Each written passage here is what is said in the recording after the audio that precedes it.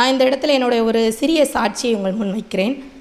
2023ஆம் ஆண்டு இந்த இடத்துல வாக்குத்தத்தமானது ஏசாயா 43:19, இதோ நான் உங்களுக்கு புதிய காரியத்தை செய்கிறேன் என்ற வாக்குத்தத்தம்.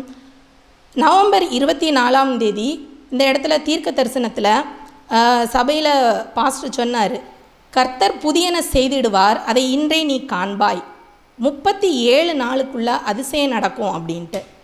இந்த வார்த்தையை கேட்டதிலிருந்து நாங்கள் டெய்லி இந்த பாட்டை வீட்டில் பாடி ஜெபம் பண்ணுவோம். எங்கே போனாலும் சரி வந்தாலும் சரி இந்த பாட்டு எங்கள் நாவில் பாடிக்கொண்டு தான் இருக்கும். பைக்கில் போனாலும் சரி, வீட்டில் இருக்கும்போதும் பிள்ளைங்களும் பாடுவாங்க. நாங்களும் ஜெப நேரத்தில் இந்த பாட்டை முக்கியமாக காலை மாலை மத்தியானம்ன்ட்டு எப்போல்லாம் எங்களுக்கு தோணுதோ அப்போல்லாம் நாங்கள் பாடுவோம்.